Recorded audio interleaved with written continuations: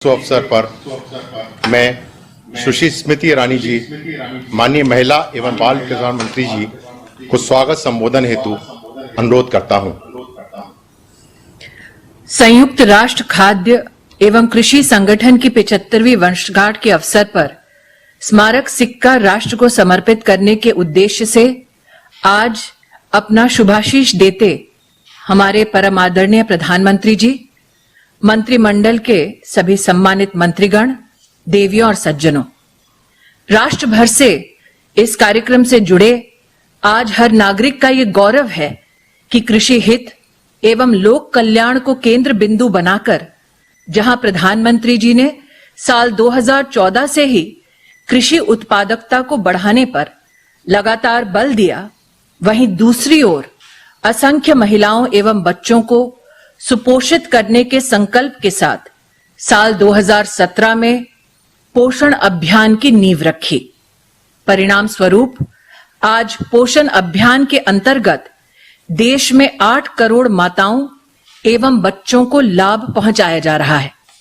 जहां एक ओर वैश्विक महामारी कोरोना के कुप्रभाव से जनता को सुरक्षित एवं सुपोषित रखने की दृष्टि से प्रधानमंत्री जी ने देश के 80 करोड़ नागरिकों तक मुफ्त अनाज पहुंचाने का मानवीय कार्य किया, वहीं दूसरी ओर प्रधानमंत्री जी के सरकार के पोषण अभियान के अंतर्गत हमारी आंगनबाड़ी बहनों ने घर घर जाकर लगभग 53 करोड़ पोषाहार के पैकेट महिलाओं और बच्चों के मध्य में वितरित किए।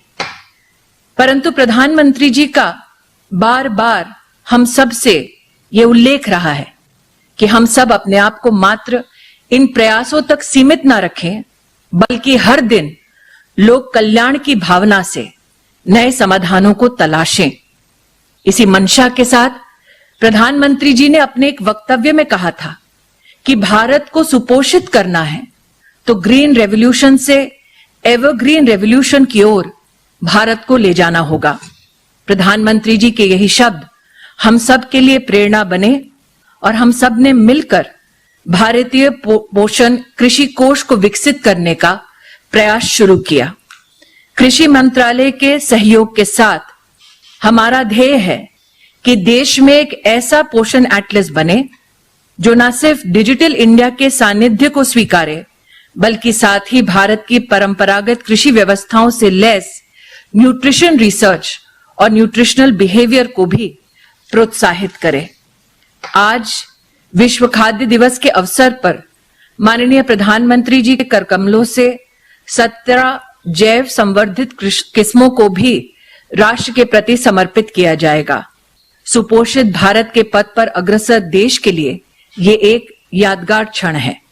हम सब प्रधानमंत्री जी के सुविचारों को सुनने के लिए अभिलाषी हैं। एक बार फिर माननीय प्रधानमंत्री जी का स्वागत, और आज आपने इस कार्यक्रम में सम्मिलित हो हम सबको आशीर्वाद दिया, उसके लिए हम सबकी ओर से आपको बहुत बहुत आभार। धन्यवाद महोदय।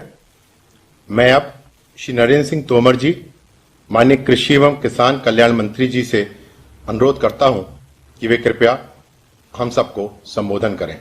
तोमर जी अब ऑनलाइन आ गए हैं तो अच्छा होगा कि तोमर जी का भी उद्बोधन हो जाए।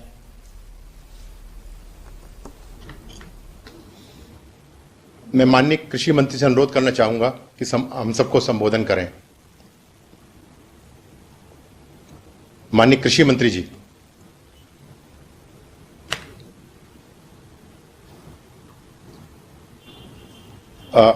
मेरे ख्याल से संपर्क सर स्थापित नहीं हो पाया, शायद हट गया है सर। मेरा माननीय प्रधानमंत्री से अनुरोध है कि उनके आशीर्वचन से हमको अनुग्रहित करें।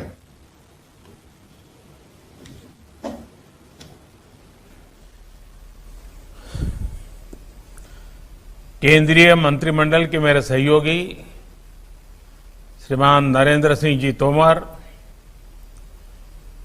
Shrimati Smriti Irani ji,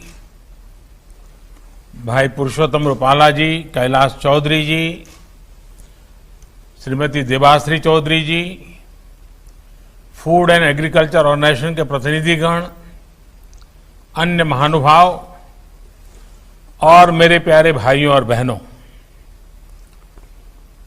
world food day के अवसर पर आप सभी को बहुत बहुत शुभकामनाएं।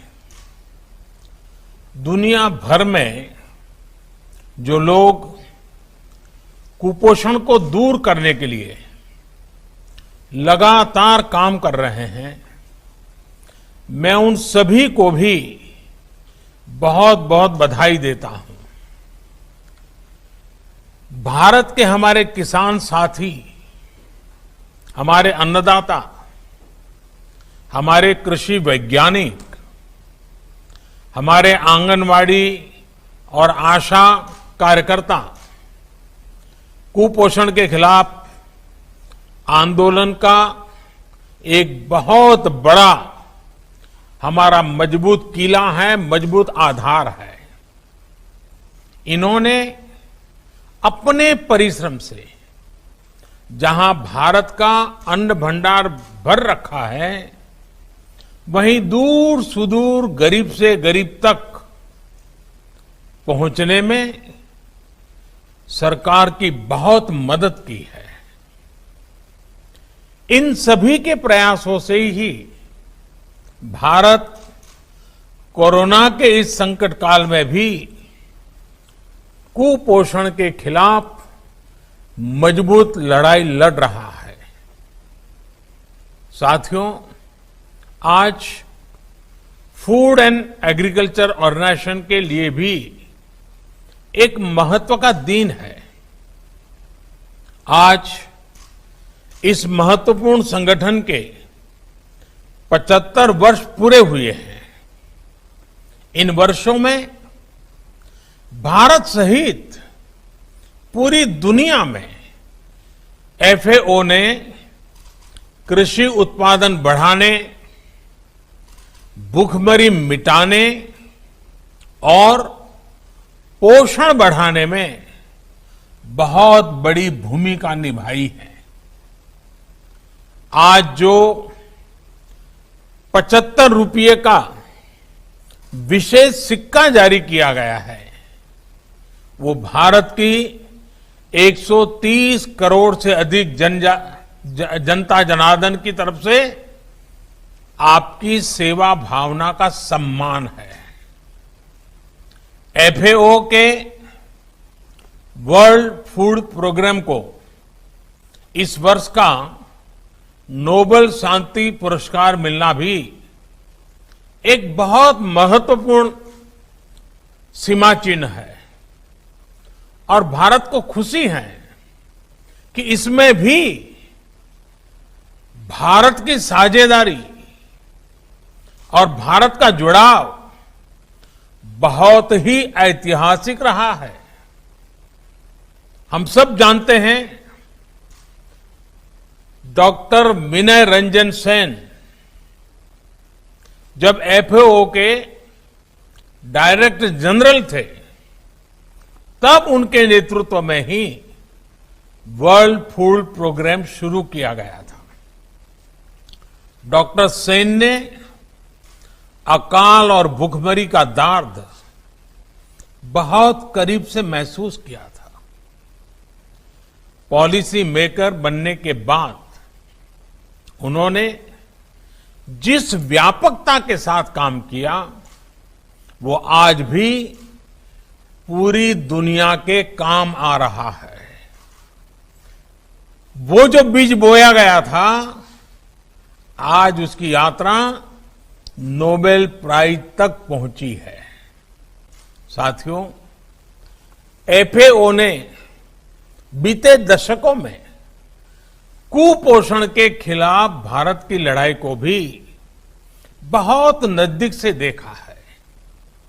देश में अलग अलग स्तर पर कुछ विभागों द्वारा प्रयास हुए थे, लेकिन उनका दायरा या तो सीमित था या टुकड़ों में बिखरा पड़ा था।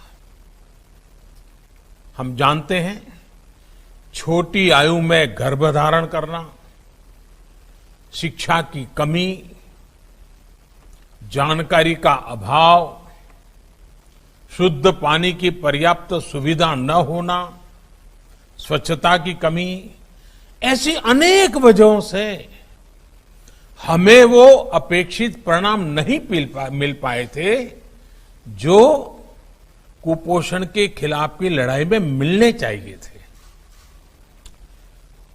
मुझे गुजरात में मुख्यमंत्री के रूप में सेवा करने का अवसर मिला था, तो इन तथ्यों को मैंने ध्यान में रखते हुए वहां पर अनेक नई योजनाओं पर काम शुरू किया था।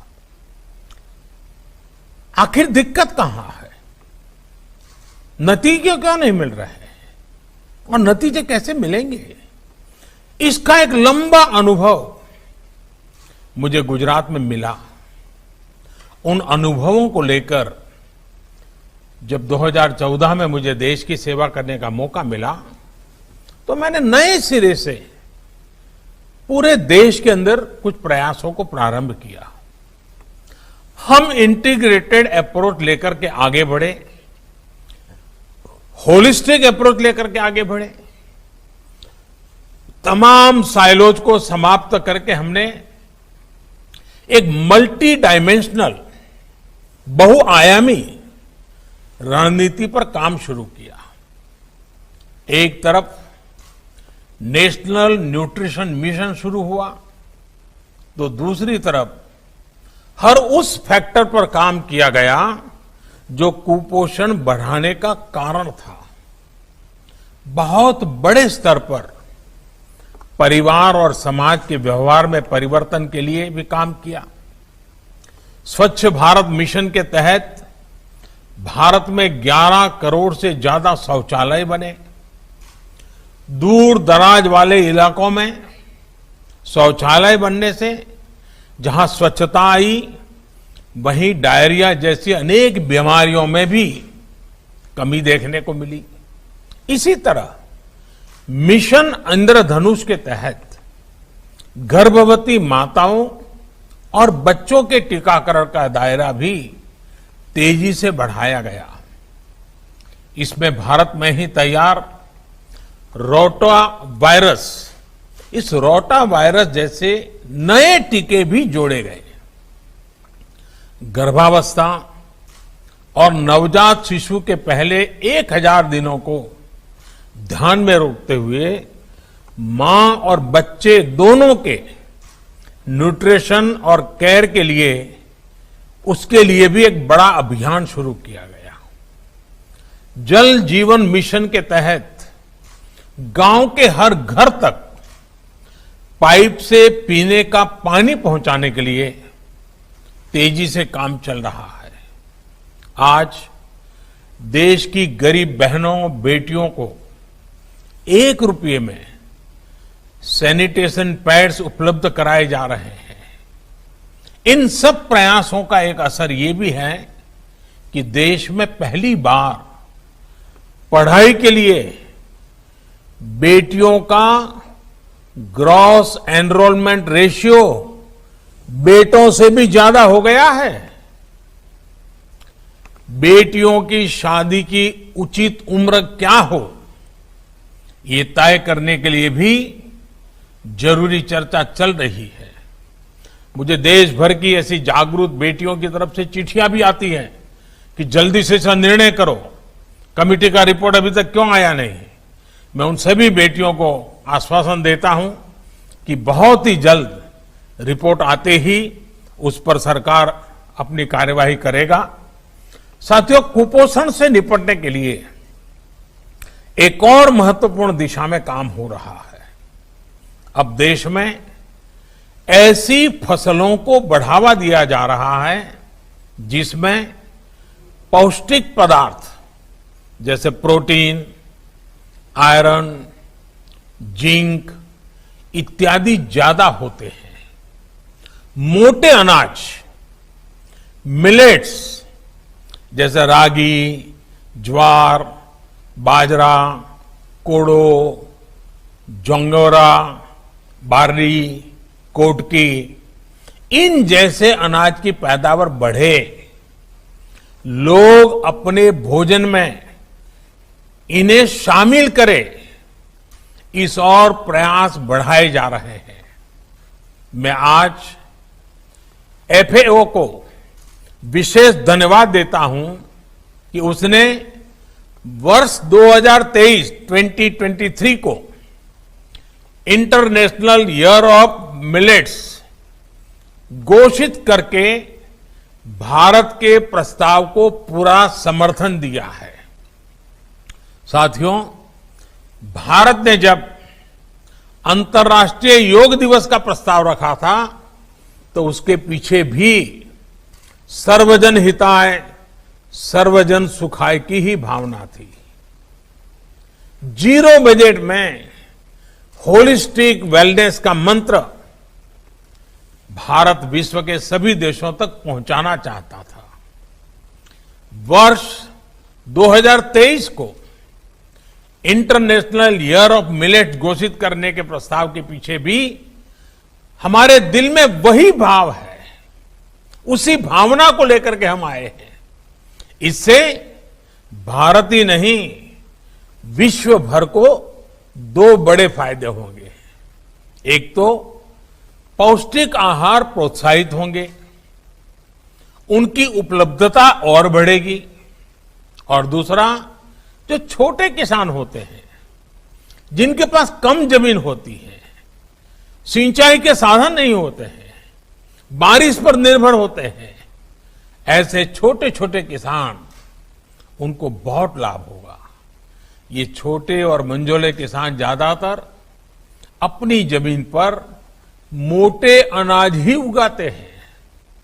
जहां पानी की दिक्कत है, जमीन इतनी उपजाऊ नहीं है, वहां भी ये मोटे अनाज की पैदावार किसानों को बहुत मदद करती है।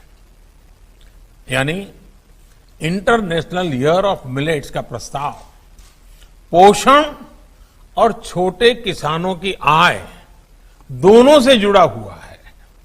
साथियों, भारत में पोषण अभियान को ताकत देने वाला एक और अहम कदम आज उठाया गया है। आज गेहूं और धान सहित अनेक फसलों के 17 नए बीजों की वैरायटी देश के किसानों को उपलब्ध कराई जा रही है। हमारे यहां अक्सर हम देखते हैं कि कुछ फसलों की सामान्य वैरायटी में किसी न किसी पौष्टिक पदार्थ या माइक्रोन्यूट्रिएंट की कमी रहती है। इन फसलों की अच्छी वैरायटी, बायोफोर्टिफाइड वैरायटी, इन कमियों को दूर कर देती है, अनाज की पौष्टिकता बढ़ाती है। बीते वर्षों में देश में ऐसी वैरायटीज, ऐसे बीजों की रिसर्च और डेवलपमेंट में भी बहुत प्रशंसनीय काम हुआ है, और मैं इसके लिए एग्रीकल्चर यूनिवर्सिटी, सभी वैज्ञानिक, कृषि वैज्ञानिक, उनको बहुत बधाई भी देता हूं। 2014 से पहले जहां इस प्रकार की सिर्फ एक वैरायटी किसानों तक पहुंची, वहीं आज अलग अलग फसलों की 70 बायोफोर्टिफाइड वैरायटीज किसानों को उपलब्ध है। मुझे खुशी है कि इसमें से कुछ बायोफोर्टिफाइड वैरायटीज स्थानीय और प्रारंभिक फसलों की मदद से विकसित की गई है।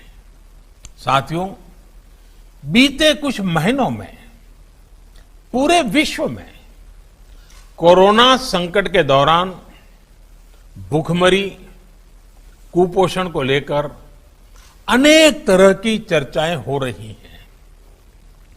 बड़े से बड़े एक्सपर्ट्स अपनी चिंताएं जता रहे हैं कि क्या होगा, कैसे होगा। इन चिंताओं के बीच भारत पिछले 7-8 महीनों से लगभग 80 करोड़ गरीबों को मुफ्त राशन उपलब्ध करा रहा है। इस दौरान भारत ने करीब करीब 1.5 करोड़ रुपए का खाद्यान्न गरीबों को मुफ्त बांटा है। और मुझे याद है कि जब ये अभियान शुरू किया जा रहा था तो इस बात का विशेष ध्यान रखा गया कि चावल या गेहूं के साथ साथ दाल भी मुफ्त मुहैया कराई जाए। गरीबों के प्रति, खाद्य सुरक्षा के प्रति ये आज के भारत का कमिटमेंट है। अंतर्राष्ट्रीय जगत में भी इसकी चर्चा कम होती है, लेकिन आज भारत अपने जितने नागरिकों को मुफ्त खाद्यान्न दे रहा है वे पूरे यूरोपियन यूनियन और अमेरिका की कुल जनसंख्या से भी ज्यादा है। लेकिन कई बार हम रोजाना के जीवन में एक बड़ा ट्रेंड मिस कर देते हैं। फूड सिक्योरिटी को लेकर भारत ने जो किया है उस मामले में भी कुछ ऐसा ही हुआ है। मेरे कुछ प्रश्न हैं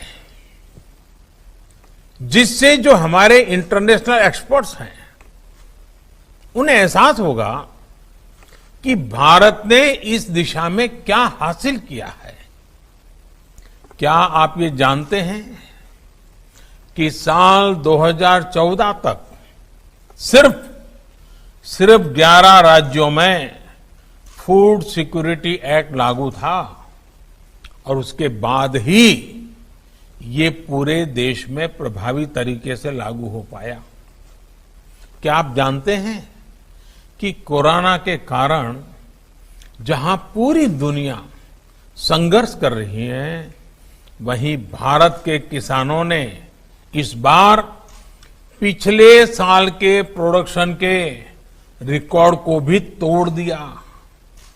क्या आप जानते हैं कि सरकार ने गेहूं, धान और दालें सभी प्रकार के खाद्यान्न की खरीद के अपने सारे पुराने रिकॉर्ड तोड़ दिए हैं। क्या आपको ये पता है कि पिछले साल के 6 महीने की इसी अवधि की तुलना में एसेंशियल एग्रीकल्चरल कमोडिटीज के एक्सपोर्ट में 40% से ज्यादा की बढ़ोतरी हुई है।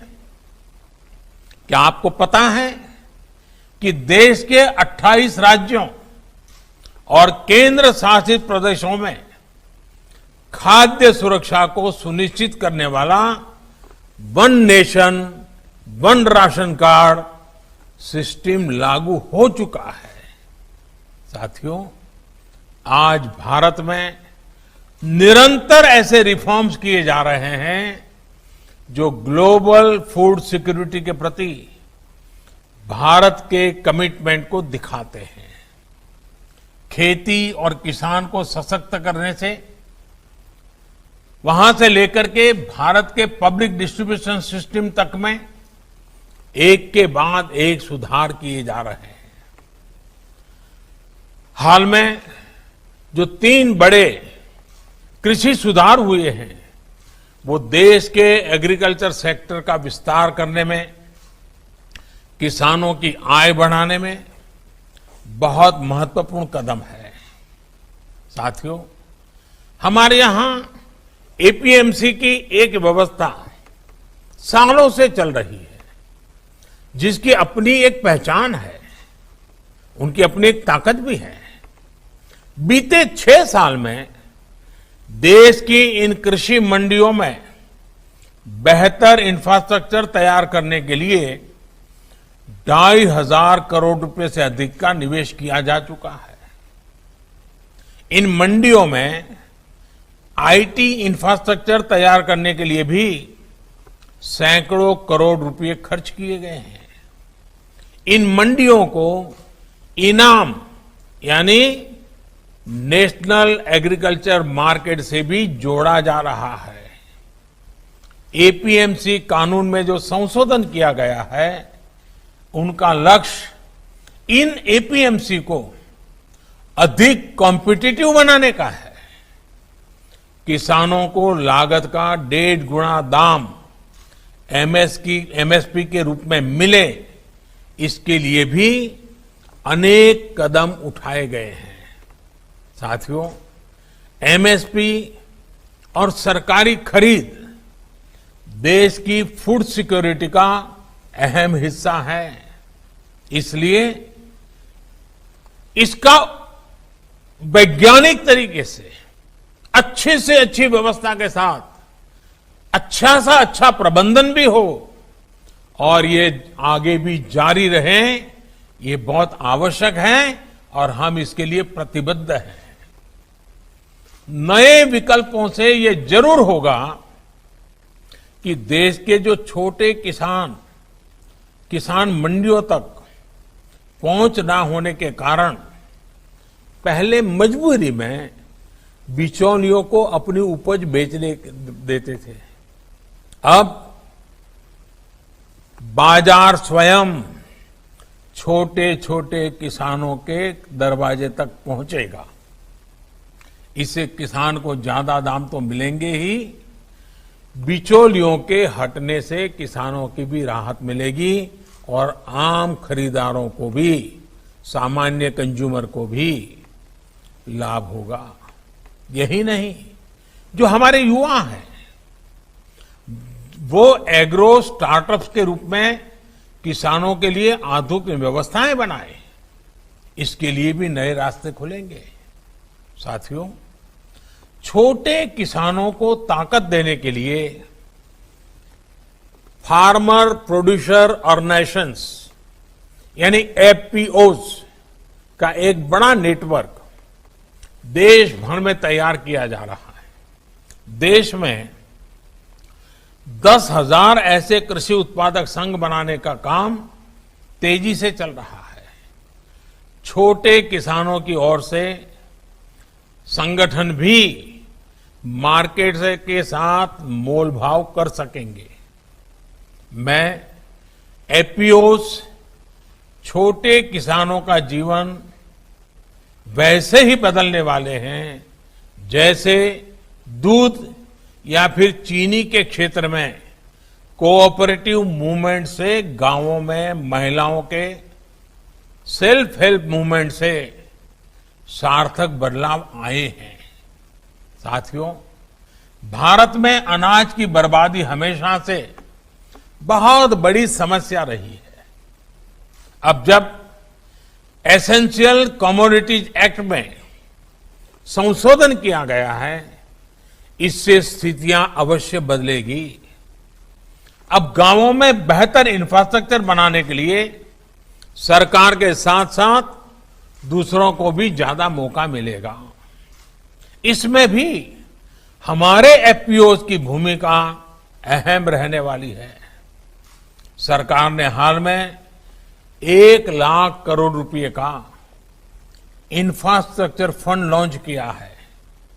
इस फंड से एफपीओज भी गांवों में सप्लाई चेन और वैल्यू एडिशन कैपेसिटी तैयार कर रहे हैं। साथियों, जो तीसरा कानून बनाया गया है वो किसान को फसलों के दाम में होने वाले उतार चढ़ाव से भी राहत देगा और खेती में नई टेक्नोलॉजी को भी बढ़ावा देगा। इसके तहत किसान को ज्यादा विकल्प देने के साथ ही उसे कानूनी रूप से संरक्षण देने का भी काम किया गया है। जब किसान किसी प्राइवेट एजेंसी या उद्योग से समझौता करेगा तो बुआई से पहले ही उपज की कीमत भी तय हो जाएगी। इसके लिए बीज, फर्टिलाइजर, मशीनरी सब कुछ समझौता करने वाली संस्था ही देगी।